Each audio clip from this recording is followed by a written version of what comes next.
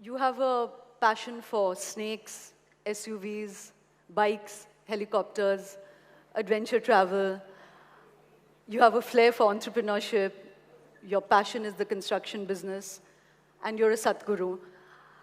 Can you spell out what is the core philosophy of your foundation, of your practices, and how do these two aspects of you sit together?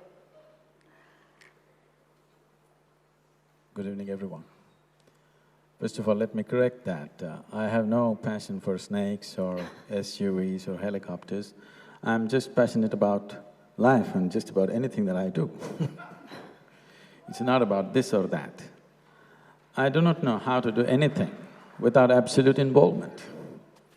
So passion is a word that people attach, but it's just that, just about anything that I do, I do not know how to do it without absolute involvement, because it's only with involvement one knows life. It doesn't matter whether you're doing business or art or music, spirituality, it doesn't matter what you're doing. If you're not involved, you'll miss it all. So, I'm just involved. These are all names that people attach. These are only a few things that people have seen.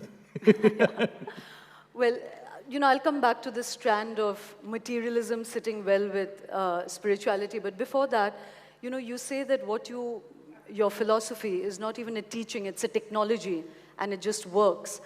What is that? Can you articulate it, and what does it mean when there doesn't have to be personal endeavor? One doesn't have to be a learner, but you can just achieve a technology. So there is no philosophy, because generally philosophies are just fantastic explanations for those aspects of life which can never be explained. So essentially, we're here. Whatever you think about it is just your thought. But the fact of it is, if you look at this, as a human being, this human mechanism is the most sophisticated technology on the planet, isn't it? Whatever other gadgets that we have, they all come out of it, out of this one. This is the most sophisticated mechanism. You see today people are deeply engrossed in their iPhones, but what about the eye? This is the thing, this is the gadget. If you pay enough attention to this, you would understand how to operate this at its highest possible mode. So the whole process that we refer to as spiritual is just this, so that this mechanism attains its fullest capability and possibility, that it doesn't just operate in a minimalistic way. So that's why it's a technology. Philosophies have happened because of the misunderstanding of the technology. Otherwise, essentially, only technologies were transmitted. If you look back and see, there were no teachings in this country, there were only methods. There were only? Methods. How to do it, how to make this happen at its highest possible level. So once we enter this sphere, being a subjective dimension of life, you have a body, you have a mind, you have emotions, you have energies supporting all these three. So when we handle all these four dimensions, some of it may not come under the purview of rudimentary logic and reason that a lot of people subscribe to. Because of that rudimentary level of reasoning, they think it's beyond reason. It is very much in reason. If you probe into it, we can go into it. But in fact, before we go further with that, in the past you said yes that, in India there's always been methods, there hasn't been teachings. But the purpose of spirituality was, to some extent, to disconnect people from desire, from materialism, to understand the limits of that. Why is it that with the Isha Foundation's philosophy, just self-actualization is the goal, expressing yourself to the maximum you can, rather than to understand the finiteness of that? See, this understanding that spiritual means you have to dissociate with desire, let's understand it this way. If you desire for food, if you desire for money, if you desire for a piece of land on this planet, if this is considered greed, now you want to know the very source of creation. This is super greed, isn't it? So where is the question of dissociating? It is evolution of desire, not dissociating with desire. Your desire has evolved. When you are a 5-year-old child, what you desired for completely fell away when you were 10. What you desired for when you were 10 completely was meaningless when you're 15. What you desired as 15 when you're 30 doesn't make any sense. So your desire is evolving. If you evolve very slowly, you will go at this pace. If you go beyond your experience and think beyond and reason beyond where you are, right now as you sit here, if you understand that after all you and me are mortal, whatever we may do, when you understand you're mortal, naturally the question of what is beyond, where did I come from, where will I go, this is naturally in the purview of human intellect. See, if you are not given ready-made answers by somebody, it is very, very natural that every human intellect will inquire, where did I come from, where will I go, what is the nature of my existence? So, this is not dissociating from desire, this is just evolving your desire to a new possibility. I'm going to bring Javed Saab into the conversation in a bit, Javed Saab. I just want to probe this a little more. I'm in no hurry. Take your time. I'll finish it. Sadhguruji, Javed Saab, this is called theatrical timing. You've got to clap for saying nothing, actually. Sadhguruji, you know, we've called our session 5-star fixes because, and the reason I'm saying this is because perhaps it's something that one doesn't understand, that to be a part of your course, which actually a lot of my friends have taken, and I must admit that it does transform them, the breathing techniques, they come back calmer people, but it costs a lot. How… Is your spirituality, your technique, your old technologies not available for the poor? I want you to understand this. 70% of Isha Foundation's work is in rural India, where it's 100% free. I'm just robbing you to keep that 70% active. I couldn't get it. I missed that. So, you need to understand this. We charge one way in United States, another way in UK, another way in Lebanon, another way in Sri Lanka, another way in India, one way in Mumbai, one way in the ashram, one way in a local town, and in the village, it's free. You've got to give your accountants to the government. I will. It is already there. And above all, the volume of work our volunteers are doing is all funded by this. The amount of medical work, free medical work that's happening, education, we're involved with about 36,000 children right now actively. We're the largest ecological movement in the country. Nowhere in the history of independent India has this happened in any state. Tamil Nadu's green cover has gone up 7.2% in a matter of 8 years, with 17 million living trees that we have planted. So, where does money come from all this? No, but Sadhguru, that doesn't answer my question because of course you do a lot of rural outreach and one knows that. I was asking about those who do not have money should come and take it in the village, it's free. No, I was talking about your… See, now the thing is, 5-star culture, people want air-conditioned rooms, people want all the comfort and they want it free. How does it come? Somebody has to pay for it. No, Sadhguru, I just want to finish my question. It's not about you charging the rich, which is fine for their well-being. I was asking whether your breathing techniques, your technology of self-actualization, whether that is available to the poor. Your meditative techniques, you know, not your rural outreach. No, I'm talking about the meditative techniques. All the inner engineering programs in the villages are free, 100% free. Okay. One other question, which is about your central philosophy is to do with yoga and with breathing techniques, but there is also another… I would like to dissociate from that word philosophy. Okay. Your technology is connected with breathing techniques, but you also believe in past life. You know, one of my colleagues spent a week with you at the foundation and wrote a big piece, and he said that there people feel that they can see disembodied selves, that you know, your wife, you felt, was a sister from the past life. You know, we've had James Randi here, who was shooting through this kind of faith system.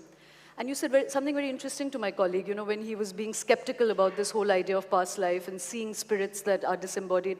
You said the reason you disbelieve all this is because your mind is in the UK in Greenwich Mean Time, you know, and not in India. So is it really about conditioning of minds? It is not about conditioning of minds. Let's look at it this way.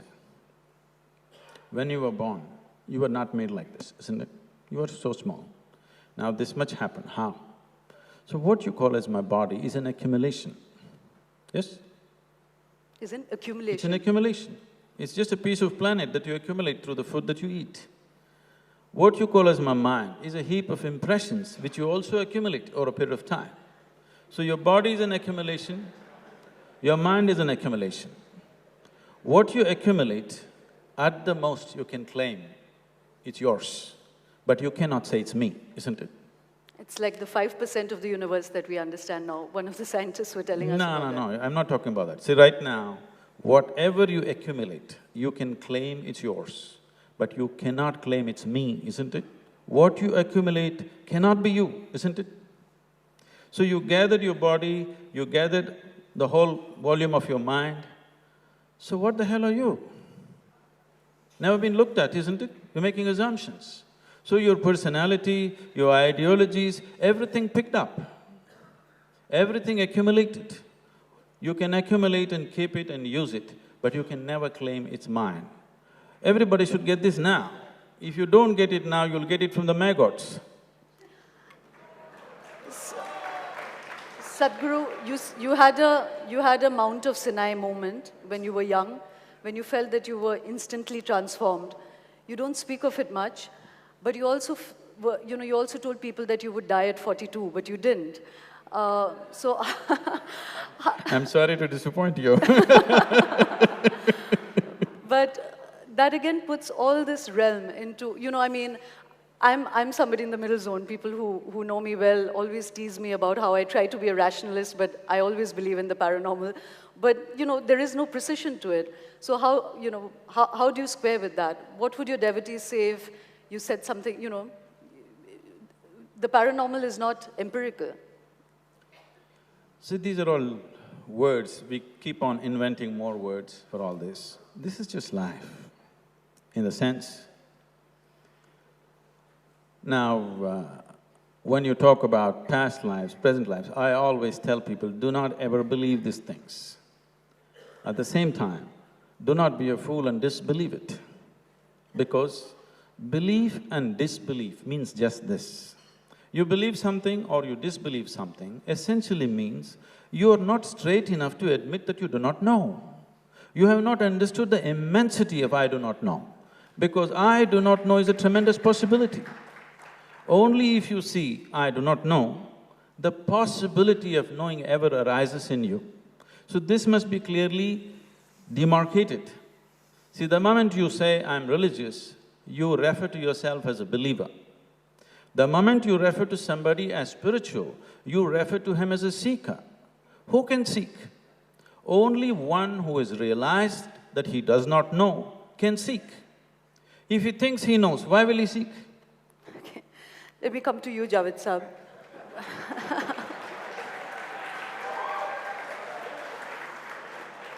Now starts her seeking. Javed Saab, you have to not be theatrical with me. Okay. We live in a country of great faiths. You are part of a creative space that very often expresses stories through faith. You're a committed rationalist. If we see the finiteness of faith, would you accept that there's a finiteness to just reason as well? First of all, I think before starting any discussion, one should always decide on the meaning of words. Maybe you mean something by faith and I am understanding something else. What is faith? And what is the difference between faith and belief? I believe I am in Goa. I believe there is a place called North Pole. I believe that Ethiopia is a poor country. I believe that Germany is a rich country. Is it my faith? Why it is not my faith? I'll tell you why it is not my faith and why it is my belief, because it is reasonable. anything, any belief which is devoid of logic, reason, rational, evidence, witness, that is faith. Anything which is devoid of all the logic, all the reason, all the ration, all the witness, all the evidence, that is faith. And I really wondered what is the difference between faith and stupidity, because stupidity has the same definition. I am willing to accept belief, but it has to have some rationale, some reason. If you don't have any, you disarm me from reason, logic.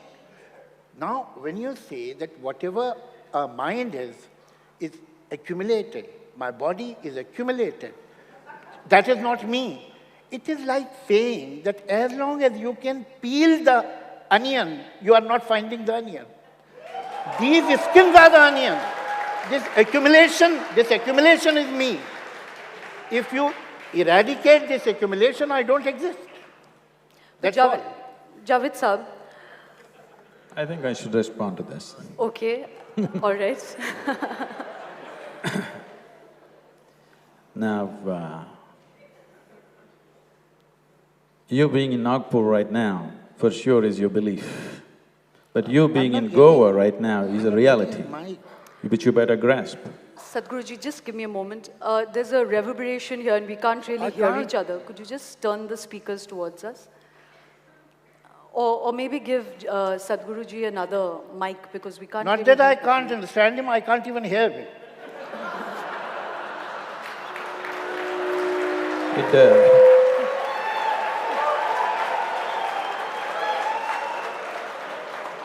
I don't know about the battle between faith and reason, but wit certainly has its place in society. Probably the microphones are arranged in such a way because anyway, even if you hear, you may not understand.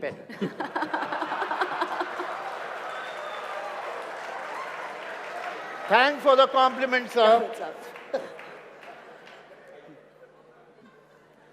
Gayatri, yeah, sir, it'll have come on.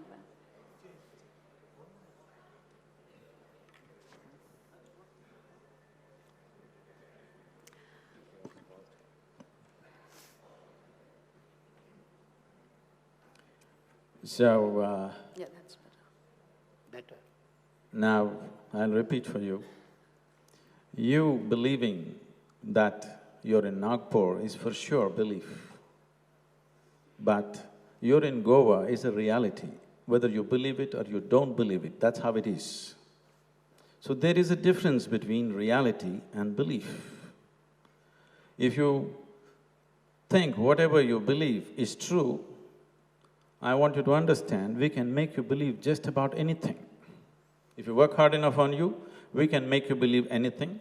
And when you believe just about anything, that is what we are referring to as faith. Or it's passing off as religion or faith. We'll come to this.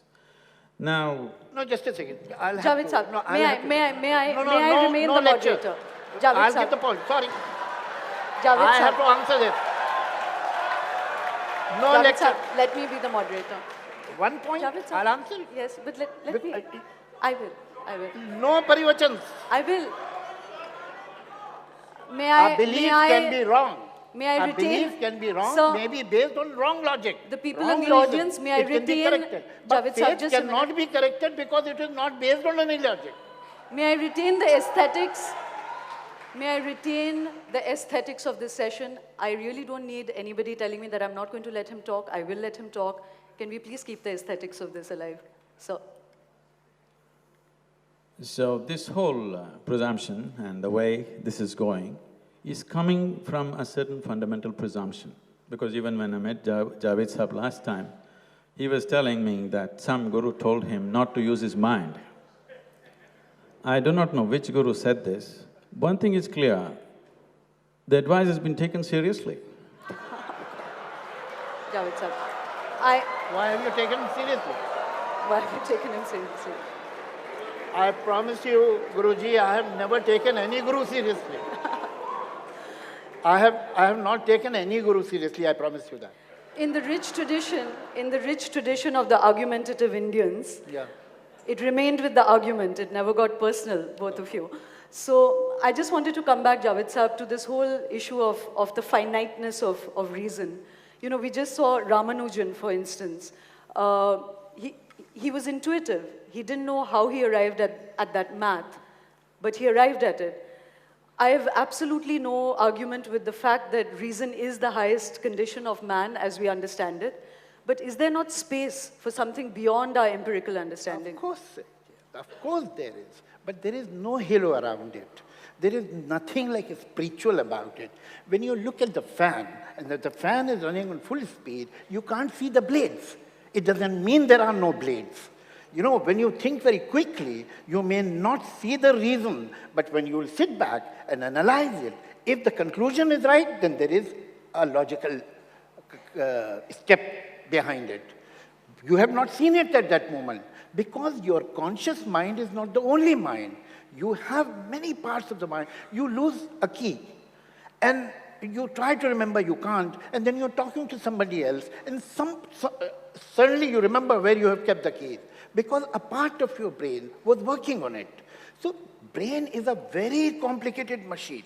Mind is the most sophisticated computer in this universe at the moment. So you have to understand the functioning. If Ramanujan understood it, he understood it in a language which he knew. Why he did not understand in Chinese or Hebrew? That is not possible. Ultimately, what will come from your mind. You are nothing but your mind. And if that is eradicated, you don't exist. But Ramanujan actually believed that the goddess was giving him that intuition. How do you reconcile that? Would you say that he was somebody... I mean, after all, he was a human being, so what? He couldn't be right all the time. Yeah. Sadhguru, before I come back to you, Javed Saab, another function of faith is, you know, in its refined form, not as religion, not as public religion, but as faith, can sometimes be the impulse for also the most noble of human endeavor, whether it's in art. There is no doubt about it. The faith can make you do wonderful things, and the worst thing possible. These suicide bombers are people of faith. If they would have been reasonable, they wouldn't have done that. But equally, Javed Saab. So, faith is a blind power. Faith paralyzes your mind. And now you are capable of doing something exceptionally good and something exceptionally bad, but you are out of control. You can go either way. What about the ultra-rationalists, the communists, the Stalinist regimes? No, they are not rationalists. They are communists. They have faith. They believe in communism. I am not only against religion or spiritualism, which is the debris of religion. I am against faith. If communism is your faith, then you are as bad as a religious person. That's well put, sir. So what do you live with then? If you don't live with a belief system, what do you live with? You know, you're talking of extremities, but how about common sense?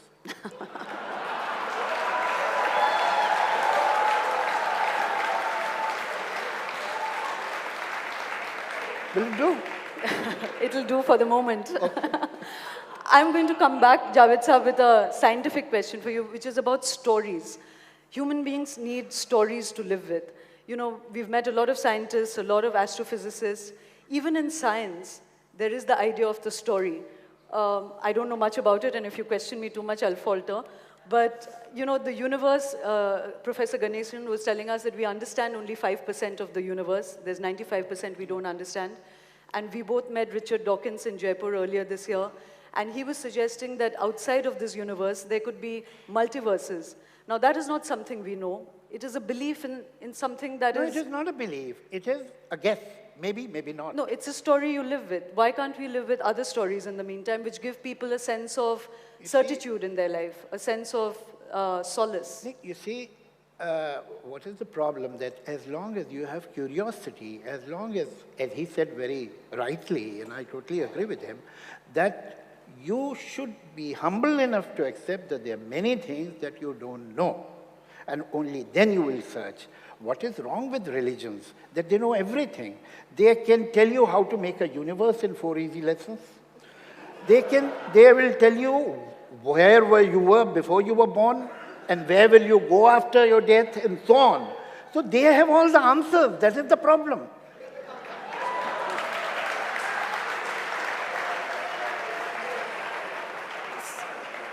Sadhguruji, that's, you know, when you said that essentially the spiritual person is a seeker, why is it that gurus give the answers? I don't know which guru gave an answer. I haven't met one like that. If you met all the wrong ones, I couldn't help it. No guru ever gave an answer. Gurus only gave methods to deepen your process. I asked you what your method was, sir. Now, we're talking about thought, and the event itself is called think. So let's just look at this. Your thought. Your thought is essentially coming from the information that is already there in your mind, the data that is there in your mind. It's complex, but it is within the limited data that you have. How did you gather this data? This data you gathered through the agencies of 5 senses, by seeing, by hearing, smelling, tasting and touching. This is the way it's gone into you.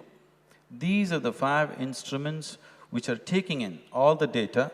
In your wakefulness and sleep, this data is being gathered all the time. Even in your sleep, in deep sleep, if I say something, we can hypnotize you and make you remember that actually, because even in sleep you're recording. But it is only through these 5 senses. These 5 senses are not reliable, in the sense, if I touch this table, my hand will tell me it's cool. But if I lower my body temperature and touch it, my hand will tell me it's warm. So it doesn't say anything about that. It only tells me the information that is necessary for my survival. If survival is all you're seeking, these 5 senses are okay. But if you're seeking something beyond survival, you need to expand the dimension of your perception. So the whole spiritual process is about how to expand your perception, because only what you perceive is life. Rest is just imagination. If you want to be in touch with reality, you have to enhance your perception. And just assuming see, these things have happened across the history. When people believed the planet is flat, somebody said it's round, he got killed, okay? Now, everybody thought they can only walk. Somebody says, I can fly, he was almost killed. So this has happened continuously because people believing whatever I do not know cannot exist is the crown of ignorance. Javed Sahab, that's a volley that I hand to you. You know, that at every point in history, the limits of reality has been pushed by those who imagine or have faith in something that doesn't yet exist. Not at all, not at all. First of all, let's not… the first thing a spiritualist will do, will try to shake your confidence in these 5 senses that you have. Only then he can control you. Now, if you think that you will believe on any other thing, then take a person, do an operation on him, disconnect him with his brain, and then let us see how he expands his personality.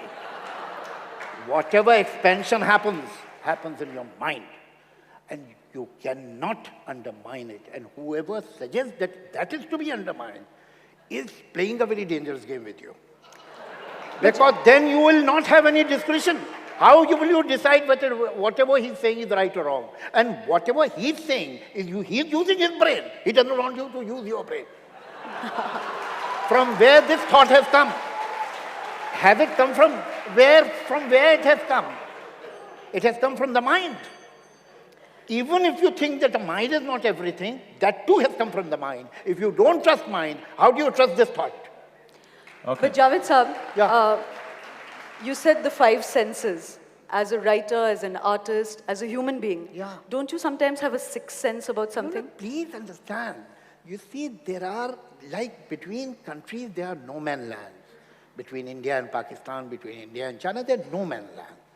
Same way, between your subconscious and between your conscious mind, there is a no man's land. And what happens that if you rely only on your current thinking, on your mind and brain is also like a house. Your mind, your conscious mind is your living room. But then you have other rooms, you have attics, you have bedrooms, you have basements within your brain. When you relax and you allow the other part of your mind to take over, then your conscious mind and your subconscious, they work together in partnership.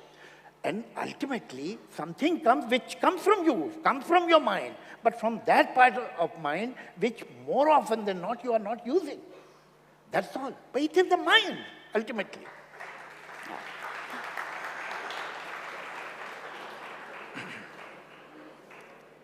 Now, we were talking about stories. Can I say a story? Stories. Can I tell a story? Yeah, sure, please. But just speak a bit louder, Yes. Sadhguru. On a certain day, a lady went to sleep. In her sleep, she had a dream. In her dream, she saw a hunk of a man standing there, staring at her. He started coming closer and closer. He came so close, she could even feel his breath. And she trembled, not in fear. And then she asked, "What will you do to me?" The man said, "Well, lady, it's your dream."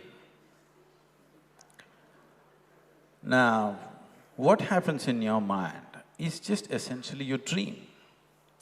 Just being in a constant state of flowing thoughts all the time, 24 hours, thoughts are flowing. This does not signify intelligence. This suggests diarrhea, mental diarrhea. Constantly, it is on and on and on. Now, if one has made an effort, one has strived to look beyond the firmament of the mind, one would know other dimensions. Simply denying that nothing like that exists because I do not know it is, I do not know, it doesn't need comments. Sadhguruji, but you just said that the five senses are unreliable, but just to come back to that detail… No, five senses being unreliable, let me come to this. Right now, what your visual sense understands as light, many other creatures on the planet understand it as darkness, isn't it so? You sit with an owl and start an argument as to which is light and which is darkness, you'll end up with an endless argument. So who is right? You insist you're right, but that is the whole problem. People insisting that they are right is the whole problem on the planet. But Sadhguru, if the whole point of your technology is to make people actualize themselves, why in the modern world is there still cult creation? Why does your photograph adorn every devotee's or every practitioner's home? Why do they not just take the technology and become independent spirits themselves? See, you don't mind if a rock star's picture is in somebody's house, okay? But people don't kill for let's rock come stars. to this. He lives a bad life, he is drugged out, but you don't mind. If a film star's picture is there, it doesn't matter. If the 12 girls from the Kingfisher calendar adorns your house, you do not matter. But you have something with me. What is the problem? No, I'll tell you what the problem…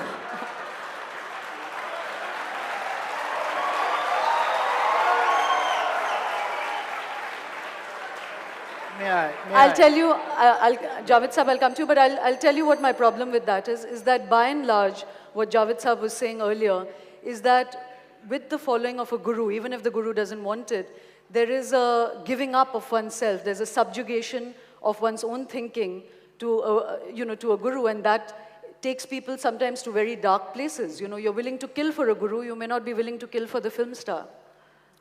But they do. They don't. They do. You come in Tamil Nadu and see people will kill for the film star.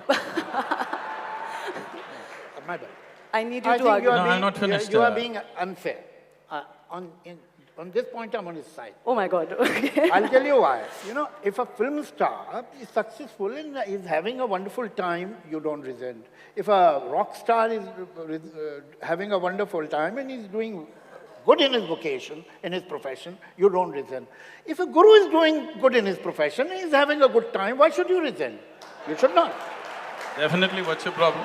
Sure. Now this is the operation of rationality. Huh? The equation should hold good. Let them have good time. Javed,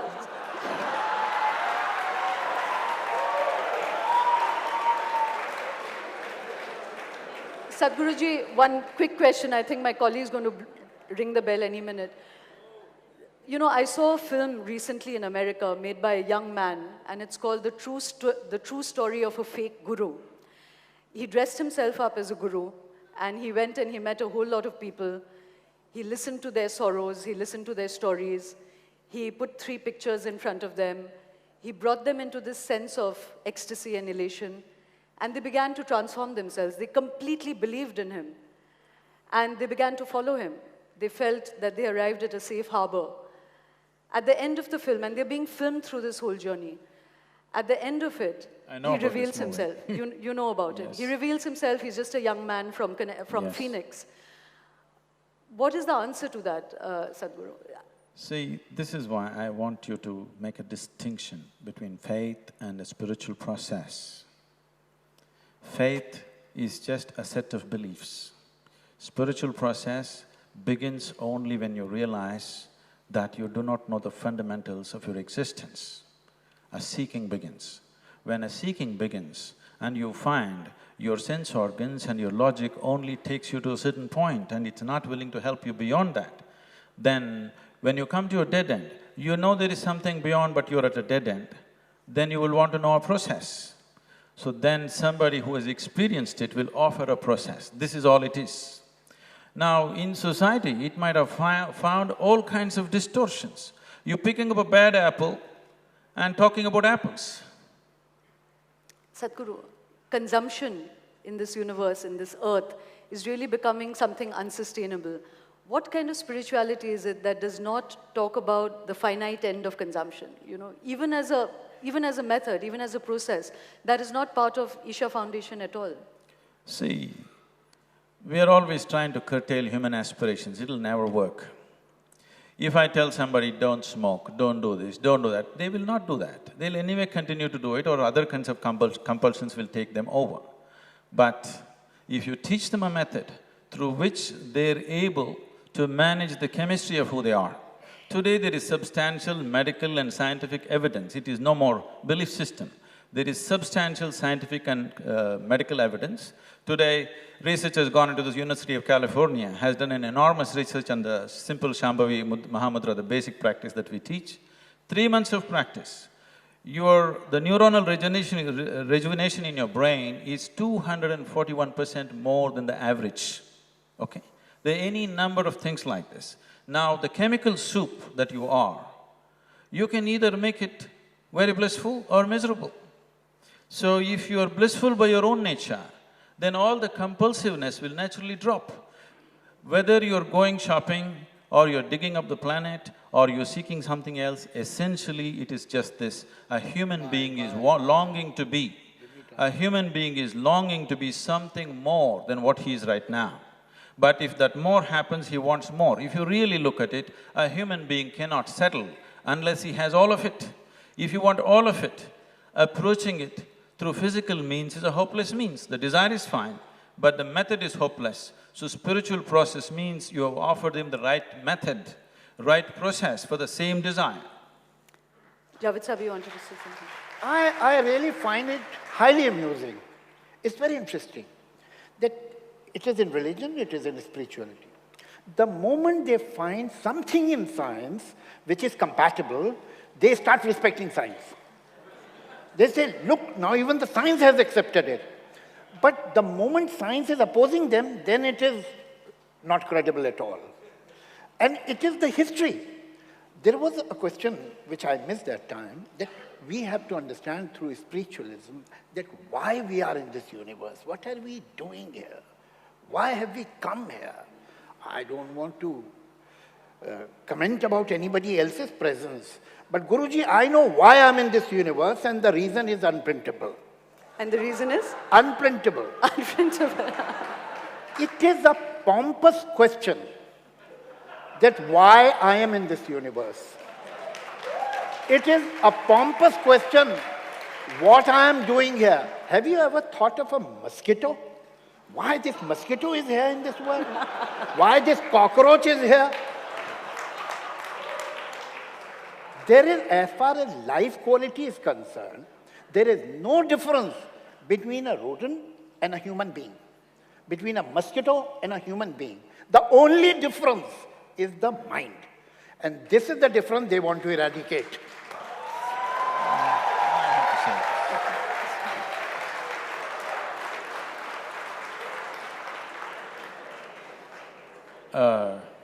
Obviously, this has no relevance to whatever I'm speaking. It looks like it's not even being heard. So, the thing is, the significant aspect of human life is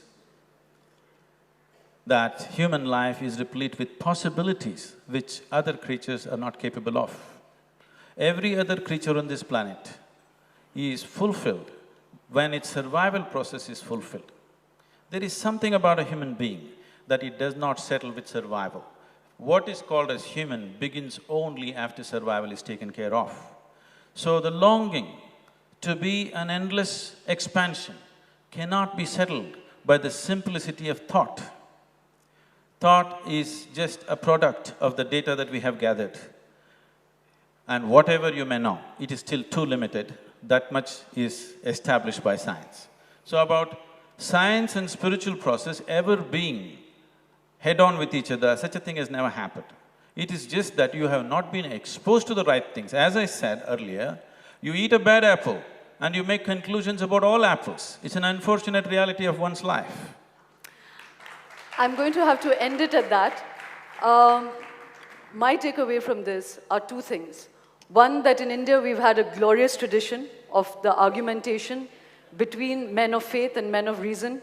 There were the Navratnas in King Akbar's court. Yeah, I wind Why up. do you keep saying I'm man of faith? And the big takeaway that I think both of them will agree with is that we can first learn to operate with common sense. Thank you so much for listening.